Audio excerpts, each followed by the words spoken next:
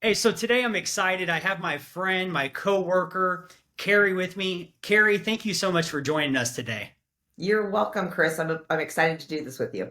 Well, I'll tell you what, I'm going to ask Carie here in a few minutes to share about herself. And yet I want to share with you guys one of the reasons I invited Carie to join us today. I love having conversations with interesting people, things that are people that are accomplishing amazing things. And I can tell you this about Carie, the fact that she's had her real estate business for over 20 years, I think it's 21. Is that right, Carie? Yep, 2003 is when I got licensed. 2003. Um, that's going back a few years, 21 years approximately. And yet I can tell you this, if you're familiar with the real estate industry, the fact that she has survived, that she's still in the industry, she's going against the grain because as an industry, what's the statistic, Carrie? Eight out of nine, out of 87, 10 agents, 87% of agents that 87. start fail. Isn't that something? Eight Is or nine out of 10 people simply don't make it. And the yes. fact that she's still here in business, thriving, taking care of her people is phenomenal. So I love to have conversations with people doing big things. Number two is that I have the pleasure of being two doors down from her in the office in Lee Summit, Missouri. And we have some changes going on in the industry. That's a whole nother conversation, a whole nother day. And yet, here's what I appreciate about Carrie: she's learning based, meaning she doesn't get all tangled up in fear and concern and all the hype and all the drama. She stays focused, she takes care of her people. And so, Carrie, that's one of the things I appreciate about you. Thank you. Yeah. So, let's take us back. Let's go down the path of real estate. That covers 21 years of life. That's some time. So, how did you even get started in real estate? So I was living in San Francisco in 2002, and I was in a job, a sales career type of a job, Mm. business to business that I did not love. And I was trying to figure out what would be the next step for me. I was in the high tech industry for a long time, and I started thinking about my strengths and things that were interesting to me.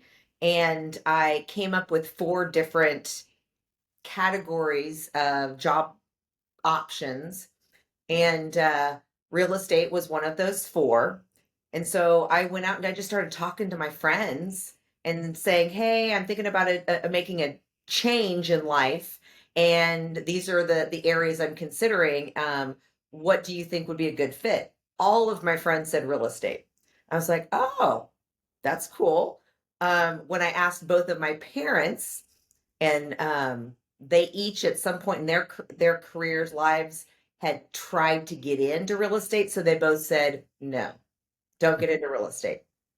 And I never really understood it until I did a little bit more research and dove into it myself. And I think what they didn't do was plan properly, Mm. to have money to live off of, because you don't make money until you sell a house. And sometimes that can Right. take several months after you get in. And so I think that their lack of planning and their need for having a financial income right away is why they didn't succeed. They never told me that, but that's what my gut tells me.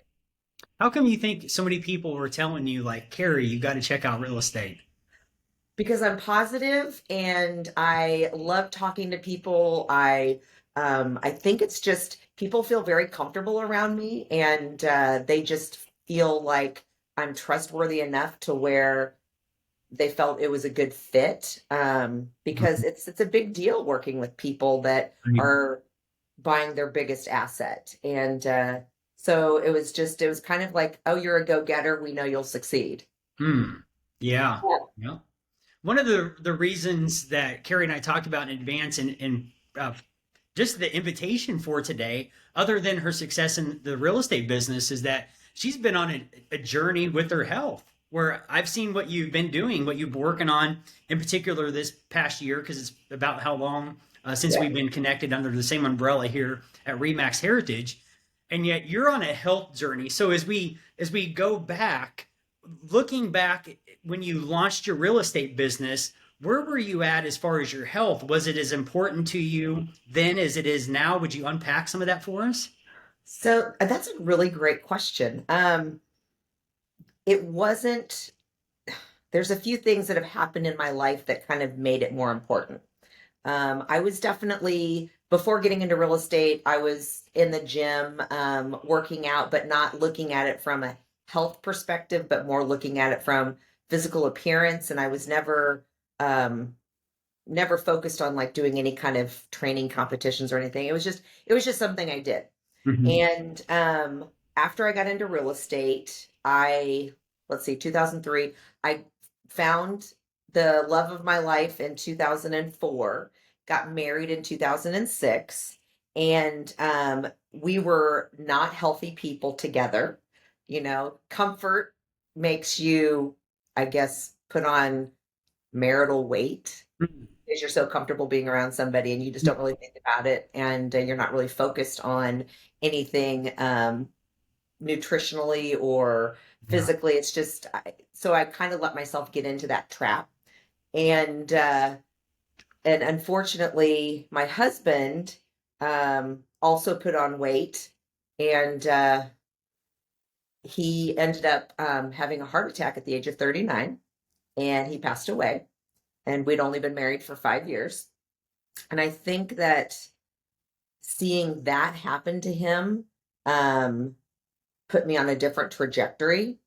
And I instantly, after that happened, I instantly started going to the gym, working out a couple of hours a day, gave up sugar, dropped 40 pounds within a 6 month period, and then moved back to Kansas City because I was living in California before coming back home to Kansas City. So that was kind of like the first catalyst for me to put nutrition and health and exercise at the forefront of what I was doing.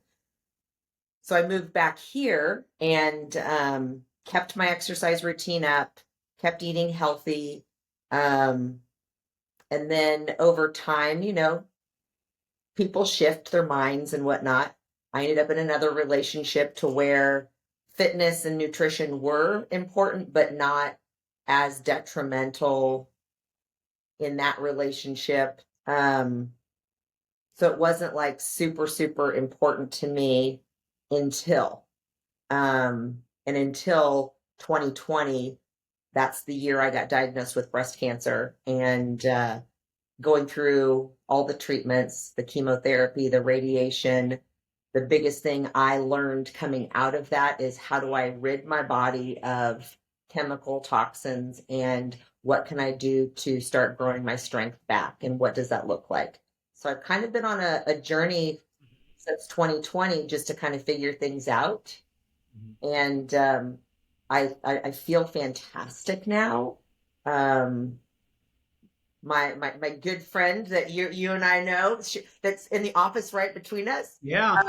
She has always been a fitness person, and she had Yeah. approached me. I want to say it was last November, and said, "Hey, I really need a partner to work out with, and I want somebody for accountability." And I said, "Gosh," I said, "I really miss working out with weights.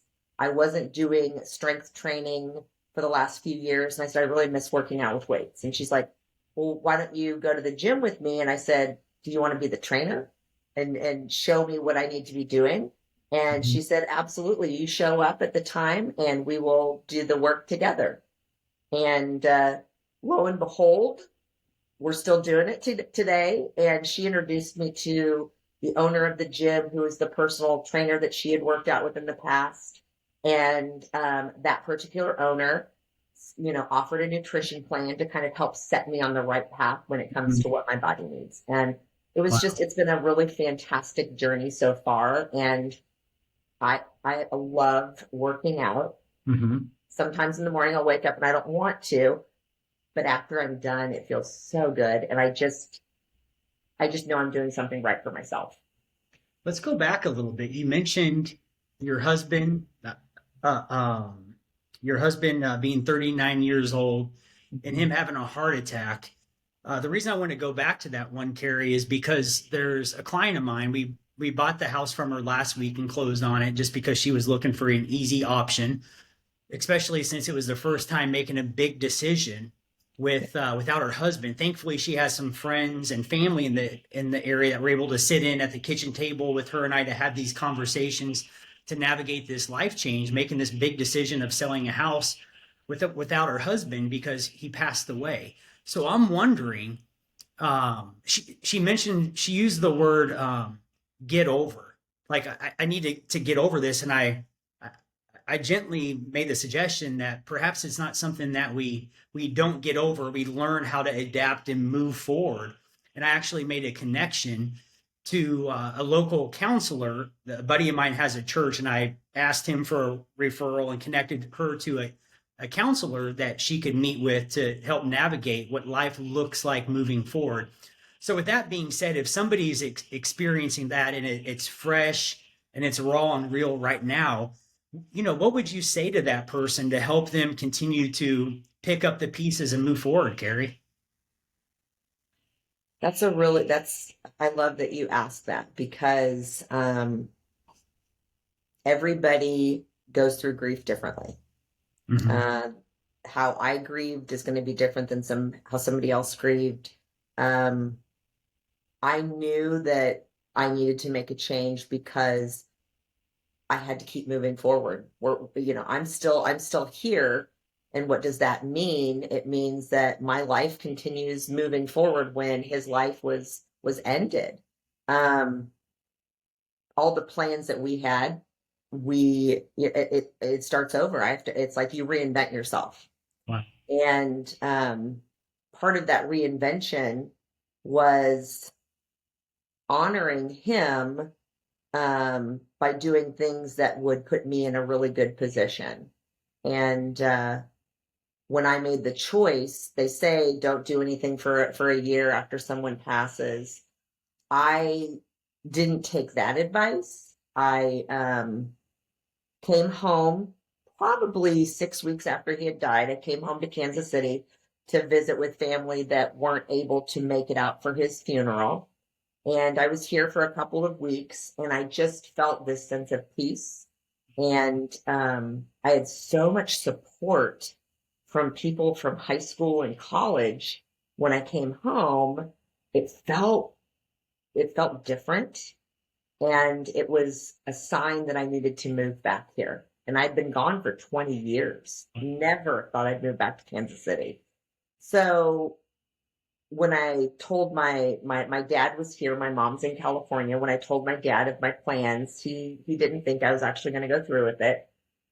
But I just knew in my heart I needed to come back here. It was how I was going to start over fresh in a different light. So for me, making the decision to sell our home wasn't very hard, and to make the choice to move back here when I knew I had so much support around me, if I made the move, was pretty easy. But I've met several clients that were widows, either from a widow or widower, and the conversations when it comes to selling their homes and making these transitions, I think it's a little easier for them to connect to me because of my experience already. Everybody has to do it at their own pace, and there's not a right way to do something or a wrong way to do something. And I think the guidance that I've provided to those people has been super helpful. Um, it's I don't know, it's pretty phenomenal to connect with another person that goes through that kind of tragedy.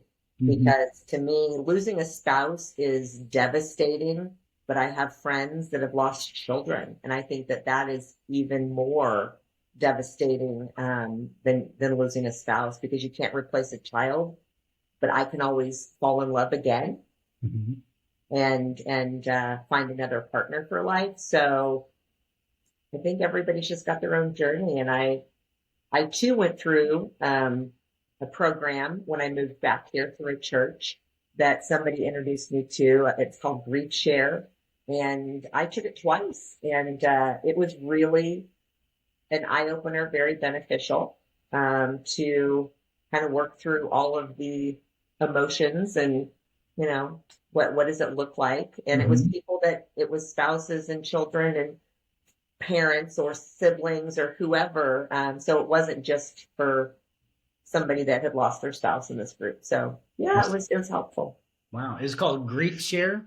Grief share. Hmm. Grief Share. Okay. Yeah, it's I think it was biblically based, and Hmm. they had a video and workbook kind of combination, and you would sit together in a group and go through the workbook and talk about different things and how they affected you and what does it look like when, when somebody's gone, and how do you kind of Hmm. continue moving your life forward. And it was just I really really responded to it well. I've recommended that to other people that have gone through loss, but Hmm. they have to be ready at the time. It's not something somebody couldn't have told me within a few months after him passing, you need to go through this class. I would have been like, whatever. So I think it's really more of telling somebody about something like that and saying, hey, when you're ready, this might be something to consider to go check out. Yeah. So yeah. So it sounds like you saw it as an opportunity that you saw significance in you still being here, even though he wasn't, meaning that there's got to be a purpose or reason for you still being here. And then you use that opportunity. Are you really moving forward? You asked a question about reinventing yourself. And then you made a move. You moved from the California back to the Midwest here in the Kansas City area. And did you move right to Lee Summit? No. Okay. Where'd you move to? So I grew up in Independence, Okay. and my dad and his wife were living in Blue Springs. Hmm. And so I made a choice to find a house to rent in Hmm. Blue Springs so I could be close to them. Hmm. I had a dog and two cats that I was going to be moving back with, and I wasn't going to be ready to purchase a home yet because I didn't know exactly where I wanted to be. And so I had looked for rentals. My dad went out and looked at them in person for me and found one that seemed to be reasonable. And so I signed everything, and then my brother flew out to California and jumped in the car with me and my dog and my two cats, and we drove across country together. Okay. Um, so I did that for a year in Blue Springs Okay. until I discovered how much I love Lee Summit Mhm. and said, I want to move to Lee Summit. That's where I'm going to buy my home. And then I just did a lot of other research to figure out where I wanted to be. So, yeah. Okay. And then the next big thing it sounds like that happened was fast forward how many years until the C word came up?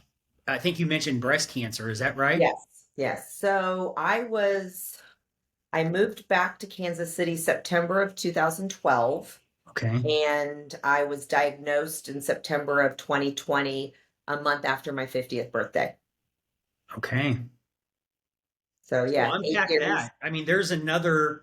I've talked to enough people and have enough life experience as you have and do as well, Carrie, where not everybody figures out how to move forward, right? And Correct. I have sympathy, grace, and mercy because I could only imagine when people go through tragic things, and yet the reality is some people don't figure out how to pick up the pieces and move forward the best they can. So I don't want to make light of the fact that it wasn't just the first with your husband. Next there was another obstacle for Yeah. you to overcome and continue to figure out how to move through that. So walk us through that experience if you don't mind. I don't mind. um, at that time, I had been in a 4-year relationship that I was not happy with, and had gone in for my annual mammogram. Just, I'd been doing them since the age of 40. And this particular time, they called me back the next day, which was kind of common for me because, and I'm not going to get too in depth with women's issues, but it wasn't something that I was concerned with when they called me back. Hey, we need to do some more scans. I was like, not a big deal. I'll be there. Um, and then all of a sudden it was like, hey, we really need to do a biopsy. We see something. And I was kind of like, oh, this isn't looking good. Um, but I wasn't surprised, which I kind of have anticipated getting some form of cancer just because of my father's side history with all of his parents, my father having cancer. So there was a lot of cancer in his side of the family that kind of always had in the back of my mind, I probably would have to deal with something at some point. So when I actually got diagnosed, it was a whirlwind. I mean, a whirlwind with a nurse that called me and she was my advocate and was like, here's all the doctor's appointments you have to go to, and you have to go here and here and here and here. And thankfully, being a self-employed real estate agent worked very well with me not having to try to take time off from a job to go do all the things that I needed to do. So it was definitely something that rocked my world and what was my plan on moving forward and how was I going to handle this. So a lot changed. I ended up ending my 4-year relationship because he wasn't the right person to get through treatment with. Not a bad person by any means, but a lot of negative energy, and I needed positive energy around me. Yeah. And so that ended, and then I started on the path of surgeries, going through chemotherapy, going through radiation. How do I juggle and balance that out with being a self-employed person, one income at home? I just figured it out because I had to. Wow. Massive support in the office. I can't even tell you how many people reached out, how many people sent me cards. I probably for 2 months received some package every single day to my home from people across the country that were just wanting to do something for me. And it was so powerful to know that people out there care and they want to do things for you.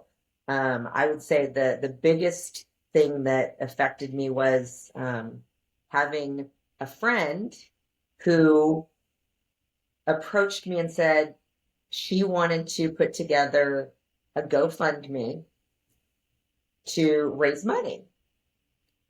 I said, I don't need that. I don't need that. I'm financially, I'm not wealthy, but I'm financially secure. Right. And then after I thought about it, I said, you know what? I don't know what I'm going to be going through. I don't know if I'm going to be able to work and continue selling homes. And so I had to put my humble hat, whatever you want to call that, be very humble and accept. Yeah. And it was a huge blessing. It was a huge blessing.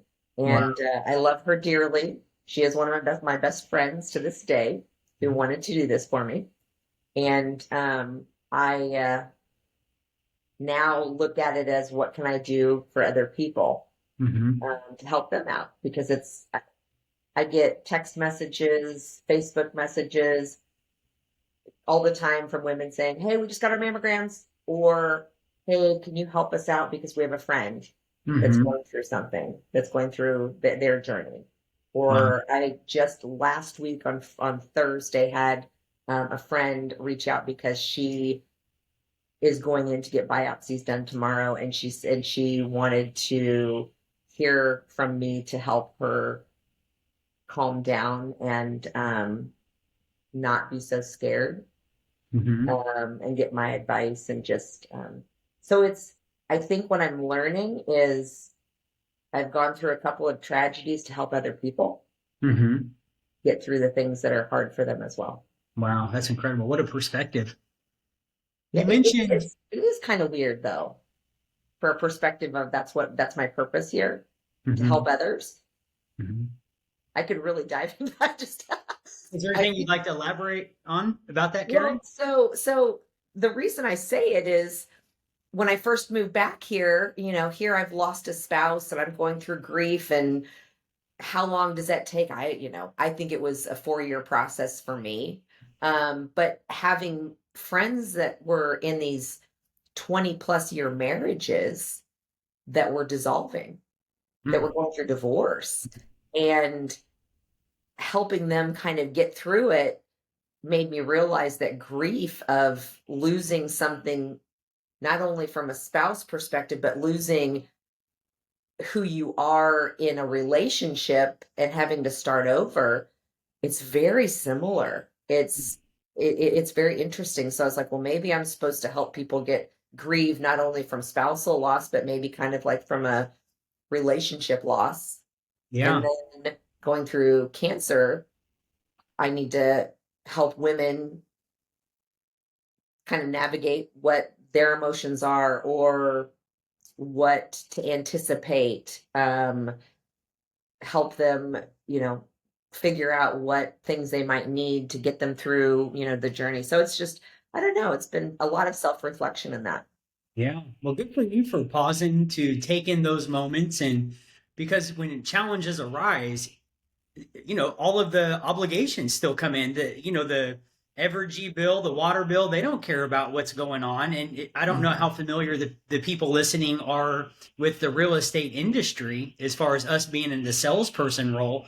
It's 1099 income, meaning if we're not doing the activities to take care of our people, our database, going on appointments and all the things that we do, like there's a direct connection to us showing up and doing the thing to the income we receive from our business. So the fact that you figured out how to continue to move forward and take care of your people and love others well and see the opportunity, make the move. And it says a lot about, I knew you were tenacious just by, like we begun with, having 21 years of experience in the industry. And yet, wow, like you're even more tenacious than I realized, considering some of these obstacles. And as with all of us, I realize that those are some of the bigger ones. And I'm sure if we had more time, you could unpack even the smaller ones that arise that are the daily opportunities to get tangled up in and stuff. So good job staying focused.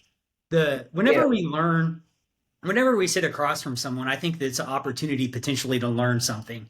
And one of the things that I'm learning from you, Carie, is the importance of or I'm more reminded of, because I think we've all heard this, the company we keep makes a big deal. You mentioned the group that you were a part of at the right time with the workbook and navigating some of that. Sounds like a common denominator is your support of others, the people you choose to have as friends and be connected to. It sounds like really has helped you continue to move forward in life. I 100% agree with that. It's if you have quality people in your life, Mhm. they enrich you. Mhm. If you have people that are not of the caliber where you would like to be in life, Mhm. they bring you down. So true. It goes And both ways. Yeah. oh, 100%, 100%. So yeah, just being able to and it's interesting because in the real estate world, I'd say I've been in two offices that are just absolutely incredible. And the one office I was in California as a realtor, because I was selling real estate out there for 10 years. They were like family. And when I lost Ryan, it was everybody just, what do we do? What can we do for you? What can we do for you? And just the help and the assistance was unbelievable, unmatched. And the same felt true here in our Remax office, the family environment, the positive energy. What can we do? What can we do? We want to come around and help you. And so I've had that happen twice now in life. And I'm like, how did I deserve that? You just kind of like, you don't feel like deserving of that, but somehow it's, if you treat people with kindness and respect and love, it comes back to you as well. Yeah. That's good. So Yeah. share with us how, the health and fitness journey that you've been on. Help us understand a little bit of a time frame because you mentioned toxins in the body. Like, walk us through a few of the steps that you've been taking over the years that you found helpful that's led you to where you are now with your health and fitness. Because I told you this morning, I'm like, Carie, I don't know what time you get up, but it doesn't matter. It seems like no matter how early I wake up, I see that you and your friend are in the gym getting your workout on. And so we were Yes. just laughing about that earlier. So share with us your health and fitness, how that continued to unfold and evolve in your life. So I I decided probably about a year after going through chemotherapy Mhm. that I needed to figure out something nutritionally to, I guess, cleanse my body. And I didn't know exactly what that looked like. And I started with a just a straight nutritionist to kind of like look at it from a food perspective. On, she was, go gluten free, go dairy free. Okay, trying to help. I mean, when you put chemo in your body, I mean, it's poison, is what it truly is. And so I started with that, and it was okay. Things were working out, but I just didn't feel like that was the right fit. Um, had conversations with different people, and so then I ended up going into a couple of different functional medicine doctors, which are not covered under insurance, and so I'm extremely blessed that I can afford to pay for other alternative therapy, medications, whatever it looks like, and going through like testing of your gut health and Mhm. what does that look like, and here's the supplements to kind of like cleanse your gut and get the right bacteria in. Wow. So it's kind of evolved over time, Mhm. um to where now it's more, I know that my gut feels good, and it's more from a, what's the nutrition, what am I putting into my body. Trying to, I don't like eliminate everything. That's never been my ideal, because if you eliminate something, for me it's like you want that much more. So so I tried to, I tried counting macros. I will log onto, what are you eating every day, log that in to kind of focus on, your protein intake and your fat intake and your carbs. And it's just kind of like understanding that I need to be eating more whole foods. Mhm. And whenever I am not on my plan, it's okay if I Mhm. like slip and enjoy whatever I want to, but Right. it's within reason and knowing that I can get right back on and be okay. So that's been a journey. I think that I probably, if I would say in the past I would consider myself a food addict, which is not the right word, but it's kind of like not thinking like, oh, I can eat that. Oh, sure, why not? And then all of a sudden you look in the mirror and you're like, wait a minute. Or you see photos of yourself and you're like, Yeah, I know what hmm, I for sure. can't do that. Right. Yeah. It's just being conscious of it and not Mhm. feeling so um, militant Mhm. that you have to do this, have to do this, have to do this, because Right. then life would get very boring. Yeah, good call on that. So did So, you do one of the things that I've been considering is a food sensitivity test, I think is what it's called. oh, Have you taken something like that? no, I So how did haven't. they figure out with gut health? How did they figure out what you had going on and what you needed? You want to really want to know? Maybe not in details. Is there? So they have This they process. have you can do like hair follicle testing. You Oh, can do I did, what was it, saliva testing. I had to okay. like, there, anyway, there's a Oh, saliva testing that you send in, dry urine testing. Um hey.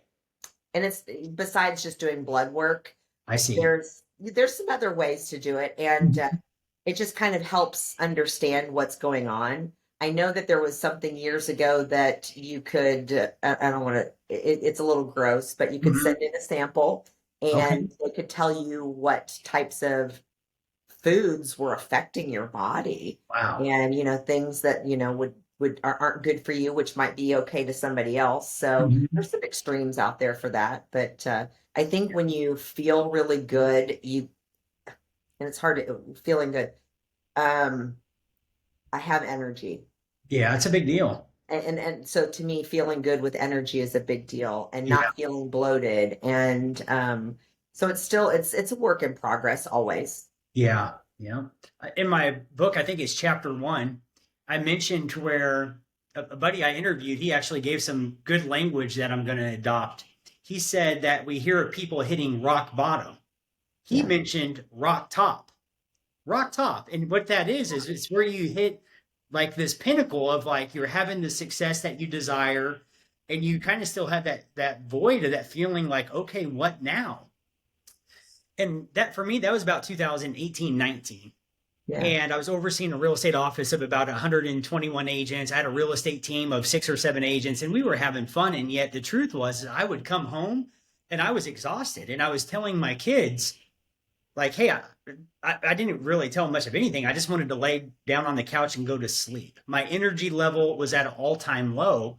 And at this point, I was 34, 35 years old, and it just wasn't working. And I shared that to say this is that, especially for those that are entrepreneurs, business owners, we either have a something we sell, a product or a service, generally speaking, as business owners. And I think the temptation could be, at least for me, is to take care of everybody at the expense of my health. And Mm. so at the expense of my own health, like taking care of me, right? Run around, take care of everybody else at the expense of neglecting me and not taking care of me.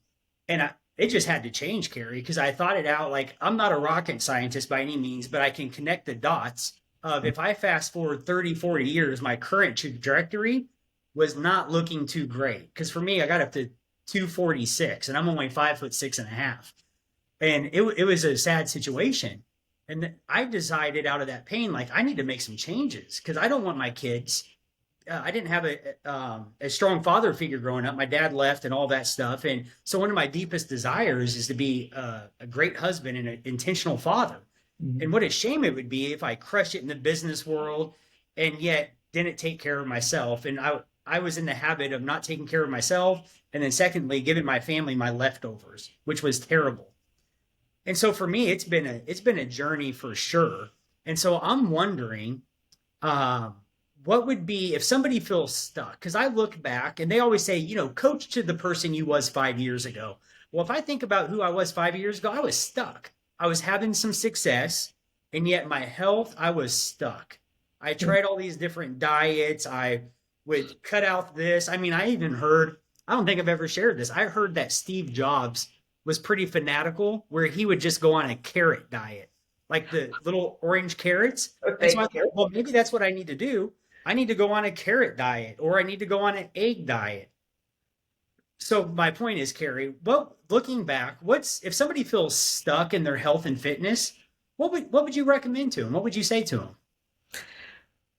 If they're stuck in health and fitness, such a great question, Chris. I think the first thing that they need to do is make one change, Mm, come up with one change that they can commit to, and do that successfully for 30 days. I mean, is that you get up earlier and you start walking a mile? hmm, I'm not, or you go out and maybe you test out, you say, gosh, I want to start exercising, but I don't know exactly what I want to do. So maybe you go find a few different types of fitness, fitness classes or something to where you find something that you're like, I like doing this. It feels good. It's not going to be something that I dread going to do. And maybe you just test some things out until you find the fit. Um, or it's, gosh, if it's, nutritionally, what can you do? And this is helping people not have to go find somebody and spend money on a nutritionist or anything, but maybe it's I'm going to only eat things that don't, well, I would say don't come in a box or a jar. You know what I'm saying? But as far as like unprocessed and try to get back to, gosh, if I could change something, maybe it's just the eating perspective on trying to figure out if I only eat vegetables and fruits and hmm, real proteins or whatever that looks like, giving something up. yeah, So there's so many ways to go about your own journey on fitness and health. It's not the same for everyone, but I do yeah, know this: anybody can go up and tell somebody, "Oh, you should do it this way," hmm, or have you? It's totally a mindset. It's a huge mindset to be ready to do it.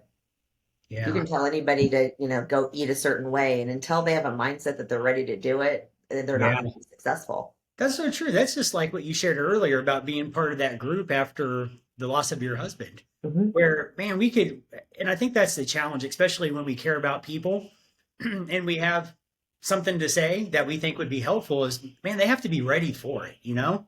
I think it's true whether it's working through a crisis and picking up the pieces or with our health and fitness. Like it could just fall on deaf ears, even though it could be exactly what that person needs to do. They need to have their own, well, they need to self-discover is the language that we use a lot.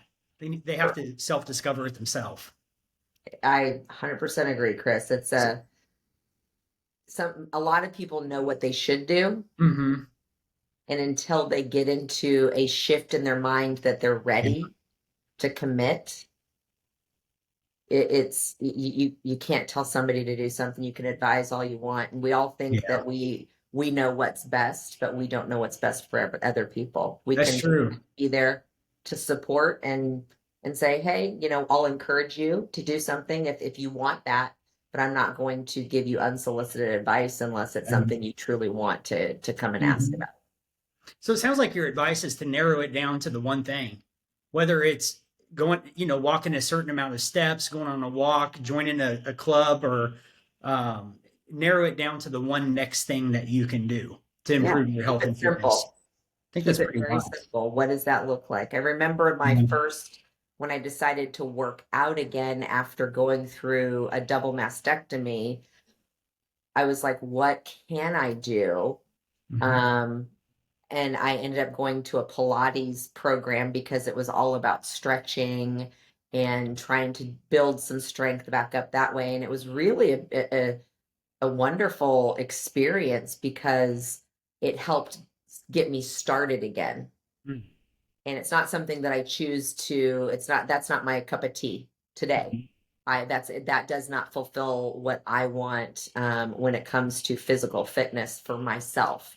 Um, but I had to start somewhere and try something out, get going with that for a little bit to Mhm. where, okay, my body needs more than just this. And so I did another type of a fitness program that was a little bit more intriguing than Pilates, but then I was like, it just really wasn't filling my cup on what makes me excited to go and do what my body needs to do. And now lifting weights has been just amazing, and going in and just feeling really good and how strong can I get, um, and feel motivated to go do it. That's the kicker. That's the Yeah. kicker. So, and then and the other thing that I did add this year to kind of help with keeping me focused on movement all the time every day is I joined a women's hiking group in March. Oh, that's And right. I was going one day on the weekend and I was doing it consistently. And then I started going both days, Saturday and Sunday, and we get up and we Mhm. we do 4 to 6 miles together. And I've met some incredible people from all walks of life. And I've actually picked up a client from this group. And I know that I'll have a second client coming up in the next year when they're at that point. So Yeah. that wasn't my intention to go join the group. It was purely getting out, moving, experiencing some cool trails around Kansas City Cool. and just meeting other people and seeing how we can encourage each other and support each other based on whatever they're going through in life. That's good. So, One of the yeah. things I wrote down that you've mentioned, I think at least twice now, is the word positive or positivity. Yeah. So, how are you? What are some of your pro tips on how to keep a strong positive mindset going on? It comes naturally, Chris. Hmm. I just, Okay, yeah, I can appreciate that. um, I don't know. I've always been positive. I've always Hmm. been upbeat. If Yeah. I'm down, it's unusual. Oh, It's something that I look at the glass half full. I look at silver linings and everything because no matter what I've been through, there are people out there that have been through horrific things in their life or dealing with things that I can't even imagine. So yeah, everybody has something. that's true. I mean, I've learned your story on your upbringing, and wow, that's powerful. It's a very powerful space that you have totally overcome something that somebody else may have been Thank you. gone down a totally different path. I appreciate Um, you know, best friends that have lost children, oh my it. God, Mhm. so, but Right. everybody's been through something. That's true. Everybody has a story. Everybody has their obstacles to overcome and to work Yes. through. Yeah. Yes. Yeah. Good call And on I it. figure, why be negative? And the negative emotion, everybody's got to have a down days or whatever, but being Sure. negative about everything going on in life doesn't serve you well, Right. because who wants to go through life with, your stomach in knots and just this attitude? I don't understand it, because it just seems miserable to me. So Yeah. look at things from a different perspective. Everything's not always great. Mhm. Yeah, it's funny you mentioned that because Christina, she said, "Hey, Chris," she gave me an invitation to on the screen in the room outside of our doors to Yeah. post a quote on the screen. And I sent it over to her today. It's something like this. Uh, Change the way you look at things and the things you look at change. And I think a lot of life, it seems like success leaves clues, meaning if we see people overcome hard things, we can learn from them if we choose. And what's my point? My point is that just the mindset that we choose to have, I think it's a choice at the end of the day. And yeah, Carie, you're going to love that I'm asking you this because this is how I want to land the plane today with you. Okay. Carie, if you were to write a book, what would the title be? Oh my Any gosh. ideas? Um, Personally for me, I don't know how I would start the first part, but I would say the best is yet to come is the Ooh, second part. wow. Because when when you're going through whatever bumps in the road through life, if you have the mentality that there's hope and there's excitement and there's like things that are going to come up in the future that are going to be better than the best things you've ever experienced. It helps keep you focused and not looking back on the bad things. Yeah. I mean, because I could write, if I were to write a book, I could be like, oh, tragedy, and how did I Mhm. overcome it or whatever. It's more of the mindset and being like, how did you get through based on your mindset, and Wow. knowing that I still have a lot of life left, and I have a lot of excitement in my future of things that are, That's, I'm excited. yeah, that's good. So Thank you for yeah. sharing that, Carrie. You have a powerful story. I mean, to say that you're inspirational would be an understatement. So I would say keep going, Carrie. And whether it's this year, next year, 5 years from now, 10 years from now, I would love to have you back again. And perhaps next time we could drop the link to where people could go and purchase your book because you have a powerful story and um, I think it will resonate with the people that it'll resonate with where some of the steps that you've discovered along the way could actually help them move forward too in life. If people are connecting Appreciate with you, you. I appreciate you giving me that little nudge. you like that? so with that, so with that being said, Carrie, is and for me, I mean, I'm passionate about it. I wrote a book. I believe that everybody has a purpose, right?